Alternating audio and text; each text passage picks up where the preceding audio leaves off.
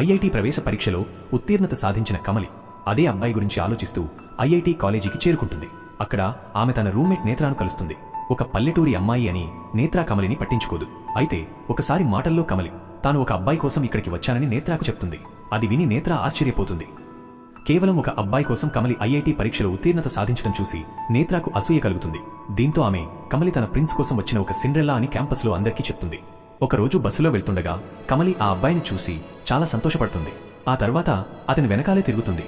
ఒక్కోసారి అతని క్లాసు బయట, ఇంకోసారి క్యాంటీన్ పేరుతో అతని చుట్టూ తిరుగుతుంది. అంతేకాకుండా చదువు మానేసి మేకప్ చేసుకోవడంపై ఎక్కువ శ్రద్ధ పెట్టడం ప్రారంభిస్తుంది. తద్వారా అశ్విన్ ఆమెను ఇష్టపడతాడని అనుకుంటుంది. ఈలోగా ఫస్ట్ సెమిస్టర్ పరీక్షలు జరుగుతాయి. కమలి అన్ని సబ్జెక్టులలో ఫెయిల్ అవుతుంది. నువ్వు ఐఐటిని ఎలా సాధించావో నాకు అర్థం కావడం లేదు అని టీచర్ కూడా అంటాడు. ఇదే సమయంలో క్యాంపస్లో సిండ్రెల్లా అని పిలవబడేది తననే అని, దీని వెనుక నేత్రా ఉందని కమలికి తెలుస్తుంది. దీంతో కోపంతో కమలి బయట కూర్చుని ఉండగా అక్కడికి అశ్విన్ తన స్నేహితులతో వస్తాడు. వాళ్లు కమలి గురించి మాట్లాడుకుంటూ అశ్విన్ ఆమె ఎంత అమాయకురాలు, ఇక్కడికి తన తల్లిదండ్రుల పేరు చెడగొట్టడానికి వచ్చింది అని అంటాడు. అది విన్న కమలి ఏడుస్తూ అక్కడి నుంచి వెళ్లిపోతుంది. ఇప్పుడు కమలి ఏమి చేస్తుందో తర్వాతి భాగంలో చూద్దాం.